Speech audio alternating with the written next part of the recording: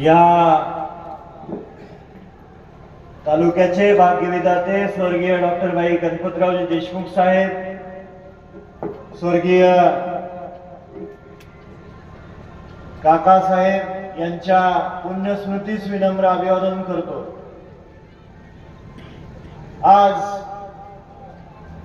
गिरडी जिल्हा परिषद गटाच्या सांगोला तालुका विकास आघाडीच्या माध्यमातून दिलेल्या उमेदवार सन्माननीय संगीताताई शोभा मोटे आणि या गणाचे पंचायत समितीचे उमेदवार सन्माननीय अशोक महादेव चोरगुले यांच्या प्रचाराच्या निमित्ताने मंचावर उपस्थित सन्माननीय दीपक आबा, कालच ज्यांनी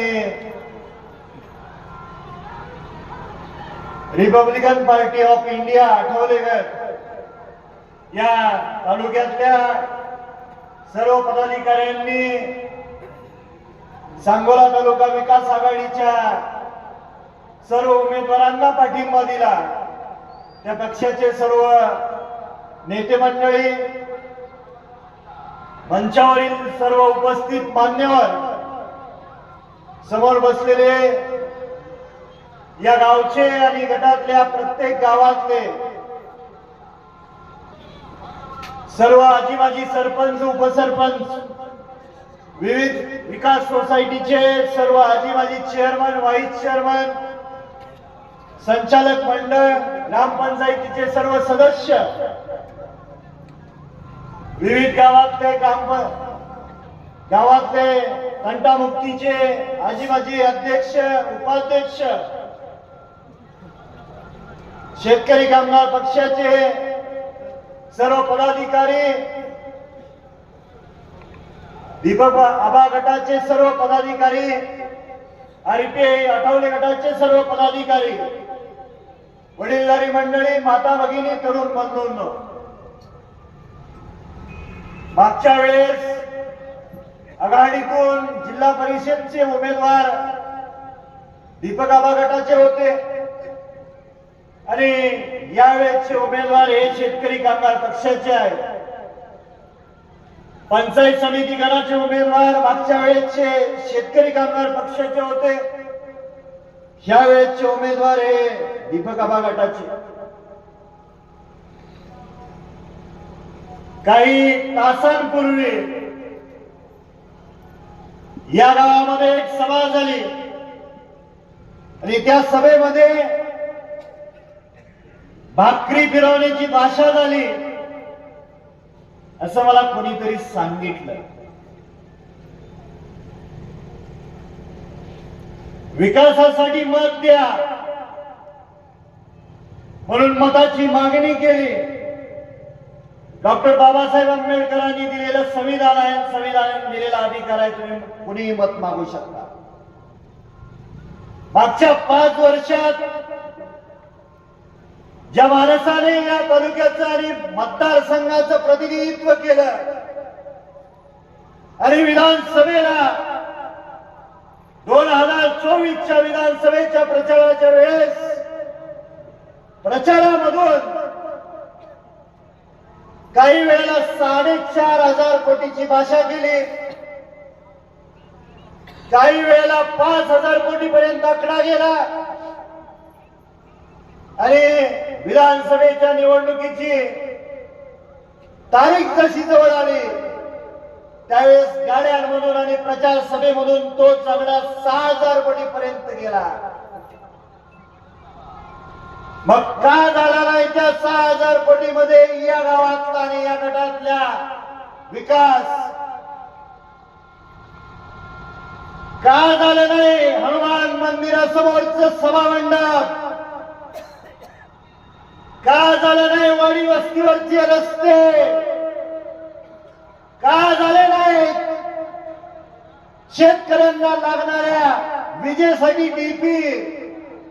आणि आज तुम्ही या ठिकाणी येऊन सांगताय भाकरी फिरवा, हा मतदारसंघ शेतकरी कामगार पक्षाचा आहे, पुरोगामी विचाराचा आहे, शिवशाहू फुले आंबेडकरांचा आहे. हा विचार या तालुक्यातल्या आणि या भागातल्या गोरगरीब जनतेच्या 3-3, 4-4 पिढ्यांनी 50-60 वर्ष विचार जपलाय. आणि आबासाहेबांच्या काळामध्ये आज कुणीतरी सांगितलं म्हैसाळच्या पाण्याचा मुद्दा, आबाने आता सांगितलं, पण स्वर्गीय आबासाहेबांनी 25-30 वर्ष पाणी परिषदा घेतल्या आणि तुम्हा सर्वांना सोबत घेऊन त्या पाणी परिषदेचं यश आहे. टेंबू आणि म्हैसाळ सारख्या योजना या भागात आल्या. वेळोवेळी पश्चिम महाराष्ट्रात ज्या वेळेस या राज्याचे मुख्यमंत्री सन्माननीय देवेंद्रजी आणि या देशाचे मंत्री महोदय सन्माननीय नितीनजी गडकरी साहेब येतात आणि त्यांच्या भाषणातून त्यांनी अनेक वेळा सांगितलेलं आहे की टेंबू आणि म्हैसाळचं काम फक्त आणि फक्त तुम्हा सर्वांचं दैवत स्वर्गीय आबासाहेबांमुळे झालेला. या भागातला काही गावातलं वंचित क्षेत्र म्हैसाळ पासून वंचित आहे. दीपक आबा, तुम्हाला मगाशी मी सांगितलं, पण तुम्हा सर्वांना मी सांगू इच्छितो की हिवाळी अधिवेशनामध्ये पण वंचित क्षेत्राचा मुद्दा मांडला आणि या भागातला म्हैसाळच्या जी योजना आहे त्याच्या अंतर्गत जी गाव आहे ती टेंबूची जी गाव आहे ती या तालुक्यातला इंच ना इंच जमिनी ओलिताखाली आणल्याशिवाय आम्ही स्वस्थ बसणार नाही, हा माझा तुम्हाला विश्वास देतो.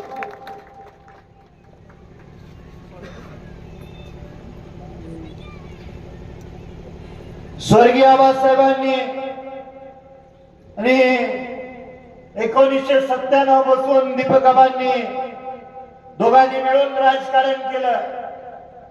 तरी या तालुक्यामध्ये गोरगरीब जनतेवरती अन्याय होऊ दिला नाही. दोघांची घरं, ऑफिस 24 तास सताड उघडे असते. रात्री अपरात्री जरी कोणी आलं तर आबासाहेबांच्या निधनानंतर सुद्धा माझ्याकडून थोडीफार तुमची सेवा झालेली आहे. या गावामध्ये आबा कुठल्या दवाखान्याचं आहे? 50 लाख रुपये पशुवैद्यकीय दवाखान्यासाठी 50 लाख रुपयाचं काम आपण मागच्या महिन्यामध्ये मंजूर केलेलं आहे.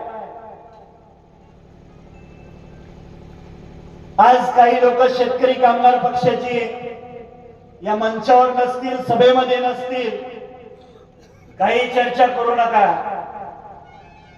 कुणी दुसरा विचार करू नका. शेतकरी कामगार पक्षाचा 50-60 वर्षाचा विचार आहे, जी प्रक्रिया आहे त्या प्रक्रियेतून कमिटी नेमली गेली आणि कमिटीतून घेतलेले हे निवडलेले उमेदवार आहेत. त्यामध्ये बाबासाहेब देशमुखचा 1% हात नाही. कोणतं ज्यावेळेस रस्सीकेस असते उमेदवारीसाठी, एखाद्याच्या पारड्यात उमेदवारी पडते आणि दुसऱ्या पारड्यात ज्यावेळेस पडत नसते त्यावेळेस नाराज होणं साहजिक असतं.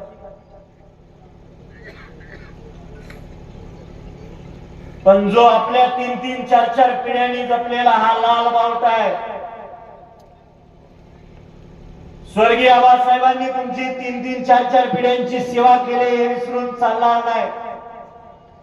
आज आबासाहेबांच्या निधनानंतरची पहिली विधानसभेची निवडणूक झाली. तुम्ही मला माझ्यासारख्या तरुणाला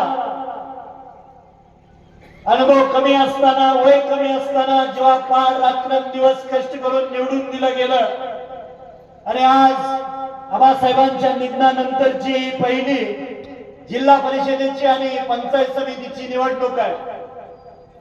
माझी आपल्या सर्वांना विनंती आहे की मागच्या अनेक वर्षापासून या पंचायत समितीवरती 72 पासून 97 पर्यंत शेतकरी कामगार पक्षाचा लाल बावटा दिमागात फडकवत होता आणि त्यानंतर दीपक आबा आणि आबासाहेबांच्या आघाडीचा झेंडा फडकत होता।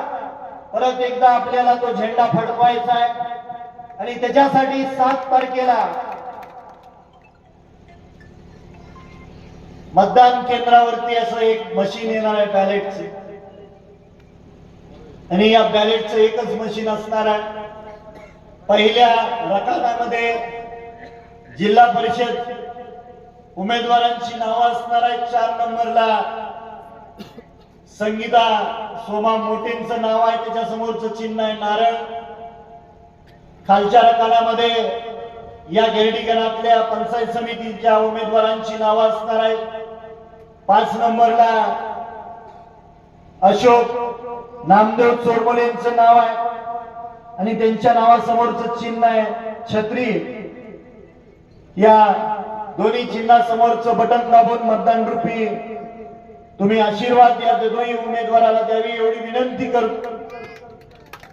मतदान करताना घाई गडबडीत एक बटन दाबून बाहेर येता, मतदान बाद होईल, दोन्ही बटन दाबणं गरजेचं आहे।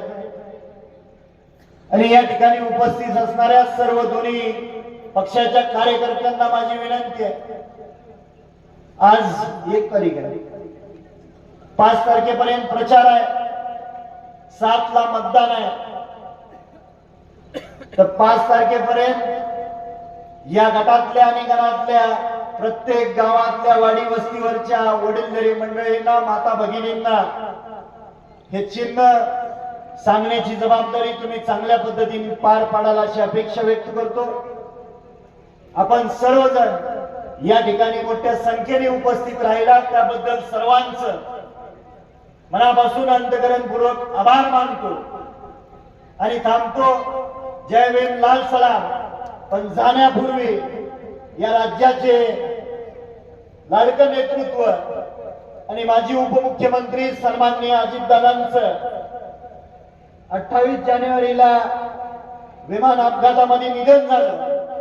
आपल्या या गावाच्या आणि गटाच्या आणि गणाच्या तर्फे स्वर्गीय अजितदादांना आपल्याला श्रद्धांजली वाहण्यासाठी 2 मिनिट उभं राहावं एवढी विनंती करतो।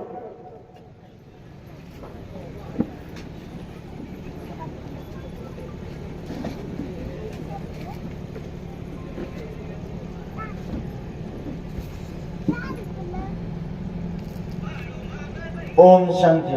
धन्यवाद।